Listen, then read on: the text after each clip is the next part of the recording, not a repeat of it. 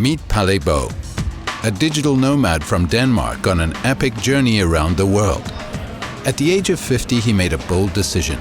He sold everything, his house, his car, his furniture, and set out with a quest to visit every single country in the world, documenting everything along the way. We're at the Rogers Centre baseball stadium here in Toronto, and right now we're about to go out to find our seats here. This is huge. Ladies and gentlemen, boys and girls, here's your junior kid. Wow. I didn't know the roof was going to be up. Yeah, it won't be open until it's over 20 degrees outside. Our cast with us this afternoon to perform the national anthems is Duet High School Choir.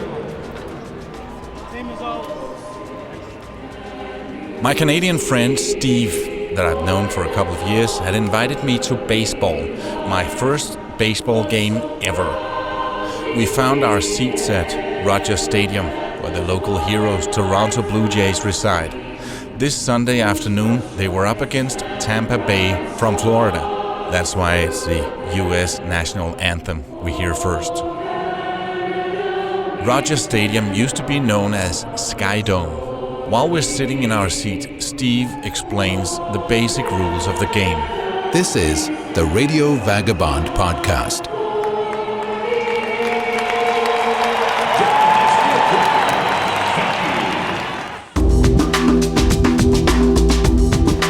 I'm here at Rogers Centre in Toronto, a baseball arena, a big dome, and to my first ever baseball match in my life.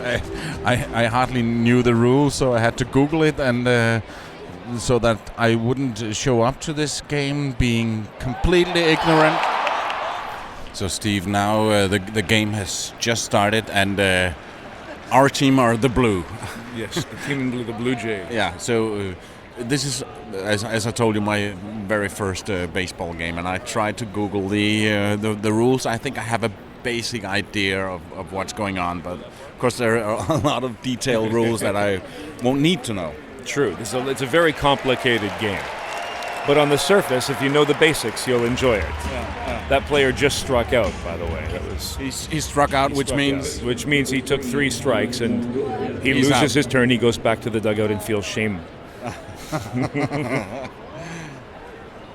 This stadium holds around 50,000 people, Yeah. and it was built in the late 80s, early 90s. Yeah, it opened, I think, in 1989.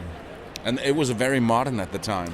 Yeah, it was the first retractable roof stadium. So it's a dome stadium with a roof that opens and closes depending on the weather and the conditions, which in a city like Toronto, where it can be very cold or very hot, is a good thing to have. But then shortly after, the style of stadiums around changed. Yeah, in the major leagues in the 80s, a lot of teams wanted dome stadiums like this and very modern architecture. And in the 90s, that sort of changed right after the stadium opened. And there were a lot of new ballparks built in the 90s and 2000s that looked like they could have been built in the 1920s. They harken back to the golden age of baseball in parks like Fenway in Boston and Yankee Stadium in New York. And they have a completely different look. So this ballpark, unfortunately, I think felt dated almost, right after it opened. It was very modern when it was built. For about a year or two, and then it was... I noticed that he hit the ball out into the spectators. Yes. What happens when he does that? When a ball is hit outside of the white lines that extend into the yeah. fields, they're foul balls, and it's a strike against the player. Okay. You're listening to the Radio Vagabond podcast. Before we continue, I want to remind you that I also have a YouTube channel. Here I post some small videos from each place I visit. Just go to youtube.com/theradiovagabond and click the subscribe button. If you also click on that small bell, I'll tell you every time I post a new video. That was a good one. And now, back to the show. If he catches it, the player's out. Yeah, and the player's out. He did. He did. First baseman number 8, Ricky Weeks Jr.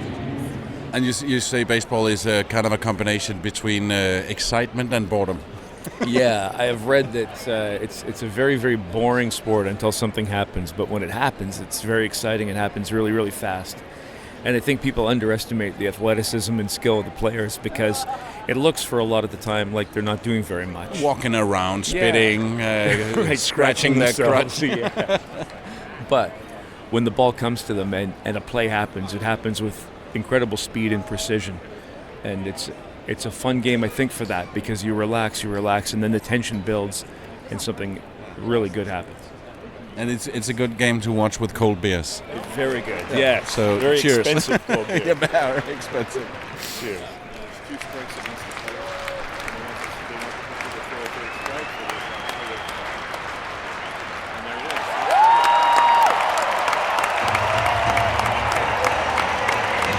Well, I guess football is different because there's offensive and defensive players on at the same time. In baseball, you're either playing offense or you're playing defense. You can't score while you're in the field playing defense. But in football, you can, you can turn around from offense to defense very fluidly at any point in time. The other neat thing about baseball is there's no time limit. We play 9 innings of baseball. Yeah. And if it takes longer than that, we keep playing until there's a winner. Yeah. There's no clock running like in football where, 90 minutes plus injury time, or hockey is 3 20-minute periods, or basketball is 4 quarters. Baseball is just as long as it takes to play. How long is that normally? Normally a game would be 3.5 to 4 hours. Have you heard of games dragging out for a very long time? Yeah, so last year there was a game the Blue Jays played in that went 18 innings. That's twice as long as a normal game. Wow. Because they kept being tied all the time. Yeah. And that was almost 8 hours of baseball. And the problem with a game like that is that they stopped serving beer in the 7th inning. No. So no. So people can sober up before they drive home. And they were sober after. Yeah, everybody was.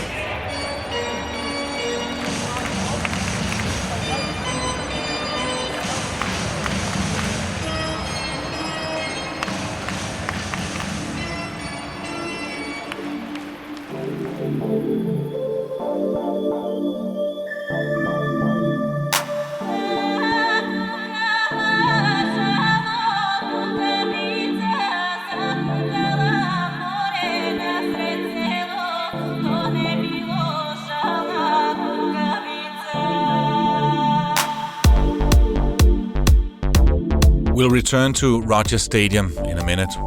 But first, let's visit another radio show. When I was in Toronto, I was invited to be a guest on the legendary Humble and Fred show. Humble, Howard Glassman, and Fred Patterson has been doing their show on a variety of Toronto-based radio stations since 1989. Now they can be heard on Sirius XM satellite across Canada, the US, and most parts of Central America.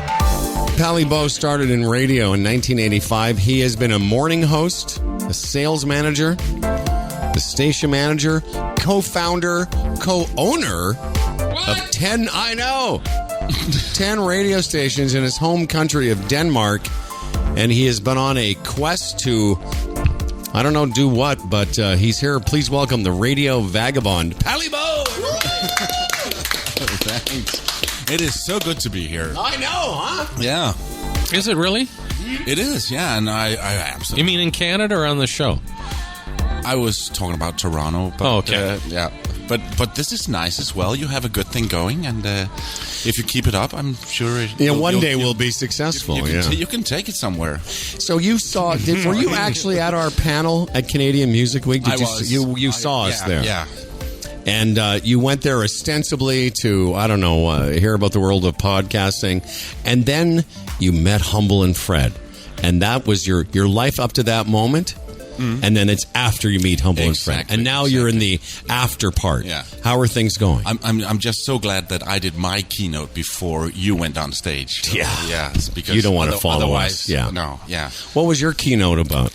It was about me traveling around the world to boost my creativity. Yeah. Well, let's talk about your quest. Enough about Humble and Fred. You'll get back to that later. Of course. Heaping praise on us. I think we've covered it. No, not even remotely.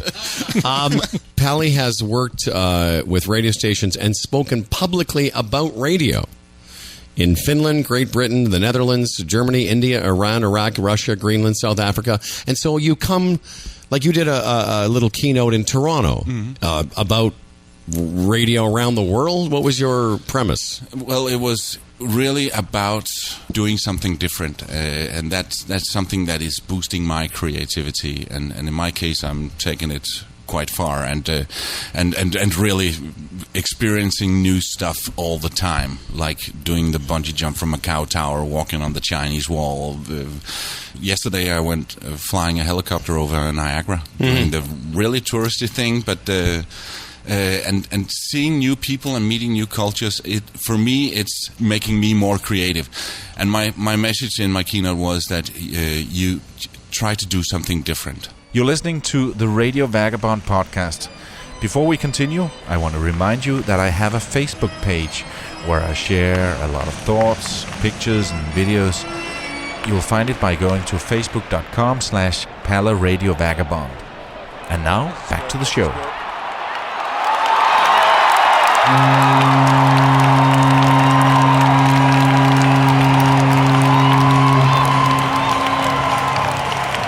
And the crowd is going crazy. Toronto just did a home run. He's literally hit the ball out of the park, and this is amazing. We got a home run. You got to see a major league home run. That's awesome. And way out in center field, a long home run. Yeah, beautiful. And I was recording. Once you get the horn and everything.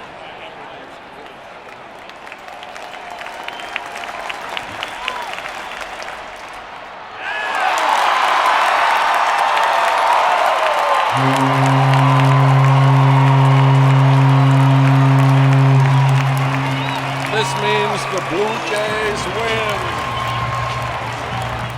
It's all over now, 3 hours and 11 minutes after the whole thing started. This was fun. We'll return to Rogers Stadium in a minute when Steve takes me downstairs. As people, human nature is to get sort of stuck in a, I was going to say rut, but it's really more of a paradigm or a pattern. Certainly as we age, not a lot of 52-year-olds say, you know what, I've always wanted to travel and I have by the means to do it, and it's a way to break away from the norm. But in terms of your servicing the radio industry, like so Canadian Music Week, did you apply or say, hey, this is who I am, or did they hear about you? They heard about me, and I was in somewhere in Asia at the time. I think I was in South Korea. I was just in North Korea, but I didn't get the email there. No, I was in Seoul when I got the email, and we spoke, and we agreed that I should come here. At your expense? No. Oh. No. Really? They were so kind. Seriously, we did a thing. They didn't give us a taxi. I was going to say we couldn't get parking money, and we're humble and fucking Fred. Sorry, Pam. Just kidding. But I'm the guru.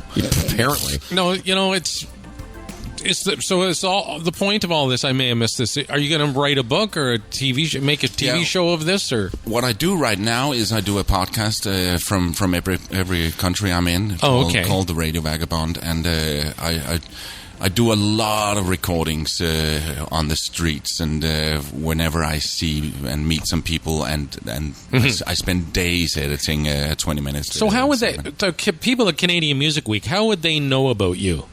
They heard the rumor from someone I know here. Oh, okay. Nice. Because it's interesting, if nowadays you can put stuff together on your own and promote it properly. Next thing you know, somebody's giving you a plane ticket to come halfway across the world. Exactly. Not bad, eh? So Tim and I worked together about, 25 years ago? Been that long? 1993. 1993, I think, was when I was in Sure. During the baseball game, there were a lot of screens on the stadium with commercials, statistics, close-ups, and slow motion. Everything was extremely well produced. And then they had a stadium speaker that I could tell had been in the game for a while. At a point during the game, a little came up and introduced the players. At the same time, we could see her waving on the big jumbo screen.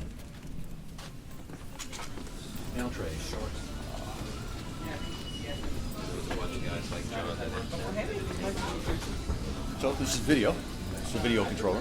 After the game, Steve tells me that the speaker is an old friend of his, and after a quick text message, we're on our way to the control room where everything's being produced. And it is like a big TV control room. Lots of screens and a lot of people working. We're in this control room. And, This is the control room for the video board, yeah. Are 10 big screens. It looks like a control room of a very high-end TV station. This is pretty similar to what you'd find in a TV station. It's very similar, but maybe on a smaller scale, but gear-wise, it's all pretty good stuff. And you said the guys that do replay? 2 replay guys right there. Both the guys are really, really good at their job. Yeah, because you need to be fast. They're sharp. They're sharp, and they've each one of these the replay controllers has four channels, so they're basically mixing four. Each guy is working 4 cameras, so they're really good. Across the front row is pretty much all stats. This far end runs the ribbon boards. Around there.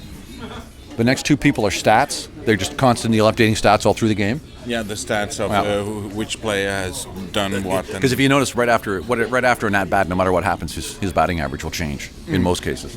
And then the guy that runs the line score, which is, the ball strikes out, sits at this end. Behind us here, all the signboards, all the menu boards, everything all through the stadium are run from here. Yeah, it's all set up from here. All the screens, all the stuff, because different stuff goes to different screens and things like that. And then all the games we play, like I don't know if you saw the one where they were pulling down the little bricks of color, and that's run from the far end here. All those. Okay. So are you in a sort of a context? Is there a head producer that says, "Oh, we need the audience to right clap there. some more"? She sits can we right put there. a clapping thing on? Exactly. Yeah, she sits right there. Our director and our producer sit right there. That's about this room. Yeah. This is all set up so we can do all different kinds of stuff on these stations. There's really our technical producer, the guy who's in charge of making sure everything works and all that. He sits there and works on stuff. Plus, we have an engineer that floats around. Yeah. And then various stuff goes on across back here. Yeah. And then we're moving on. We go to the good room. The good room. Man, we watch Netflix. That's right. Oh, Johnny's gone. That's too bad. And audio. This is where you could have sat probably like 20 years ago, 40 years ago, if you were the junior J of the day. You could have. Oh, this is where the kid was. Yeah, it was right here. Yeah. She was fantastic. Oh, she was and waving the. She was nervous as hell when she came in too. I tend to go to a lot of Saturday games, and she's the best I've heard. You better explain this to the listeners. You had a small girl. A 10-year-old girl came up and announced the Blue Jay batters for inning, which because it's Junior J Saturday. So that's how that works. Yeah, and she was filmed at the same time, and she had to focus on saying the name the right way. That's right. And put on the jumbo screen. She has a good coach, though. She has a good coach. Who might that be? That would be me. Yeah, but she was waving all the time, and yeah. Yeah, I told her to wave. Keep waving every time you see yourself. Wave. So, yeah, she was cute. So she sat there, which is where I would normally sit. Our DJ was out on his platform. He's out there on Friday, Saturdays, and Sundays. But normally he would sit here. Oh, okay. I say my spot. I've got a screen so I can watch what's going on. So what are some of the things that you would say, and do you put on a special voice for it? I try not to. Every now and again, you gotta grind it out or get a little hot, but it depends on the situation. Then the crowd goes home. Yeah. I thought everything sounded good. This is our DJ, Jed. Hey. Hi, Pella from Denmark. Oh, nice. Yeah. Did you catch my Saturday morning cartoons? Oh, that was awesome. Mix, The you caught that? Flintstones? Yeah, that was good. Remix of the Flintstones. Yeah. This was my first ever baseball. Oh, cool. You should get in my life. Oh, wow. It was fun because he did like a Google Wikipedia search on the rules of baseball. I watched some YouTube videos, rules of baseball. Yeah, and it still Pretty doesn't matter. impressive. Sometimes you can know all the That's rules you want, impressive. but excuse me. I just wanted to finish up here. And we're pleased to welcome all the Junior Jays down to the field. Glad to have you here for your chance to run the bases. Just some things to remember as you are running the bases. Keep your eyes open for all the other base runners so we can avoid collisions. Make sure you touch them all. And then after you touch home plate, if you can move away from the area as quick as possible, gives everyone a chance to touch home plate. And please, for your safety, don't slide. Enjoy yourself on the field. You do have a little bit. Enjoy yourself in the field. But he was supposed to. Yeah. So you gotta live the I would be disappointed if you didn't. I try not to, but sometimes it comes out. Enjoy yourself on the field. I try not to. No, I try not to get too. I don't. No, I love how you. Like I can always tell it's you. It's your natural voice, but it sounds like you're in a major league ballpark. Give a little kick. You are, Give right? a little best kick. in the league, I tell you. It's not the best. We're standing up here looking down on the field, and of course the audience have left, but a lot of kids come in and they're running around. Exactly. It's you get a chance to come down to the field. I mean, how often do you get a chance to come down to a Major League Baseball field and run around? And because it's Junior J Saturday, that's what they're doing. And there are lots of them. We're going to be at this for probably an hour minimum. Wow. There's been a couple where it's taken like almost 2 hours because the place was just jammed. How long have you been doing this? Announcing, this is my 13th season. I've been working here since 1997. I was running the audio department when I first came here, and then with the radio background, when they decided they needed a new announcer, they called me. I didn't have to think about it. I took it. Yeah. And you're a baseball fan. Even more now. Okay. I was a bit of a fan before, but even more so now. Yeah. What is it about this game?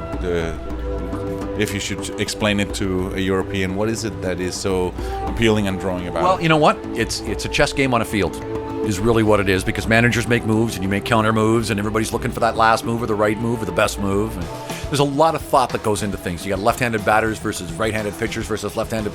It's a game of numbers and playing percentages. It's interesting. Yeah, well, anything can happen. I kind of got the deal, but I bet that if I went back and back and back, I would get more and more details of it, because I didn't see any of the strategy that you're talking about. There wasn't a lot of that today. Okay. But there can be. But depends on the importance of the game, playoffs, that kind of stuff. Everything. I mean, I've been doing this since '97, and there's so much I don't know about baseball. There's just always something new. I enjoyed it very, very much. That's good. Especially the voiceover guy. Of course. Thank you so much. This episode is brought to you in part by Hotels25.com. It's a website that helps you find the best prices on hotels, hostels, and guest houses around the world. It searches a lot of different hotel search sites in one simple search. Hotels25.com. It's best price guaranteed.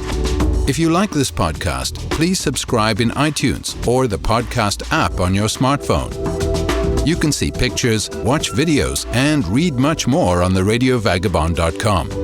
Pale can be reached for interviews and public speaking gigs on mail at theradiovagabond.com.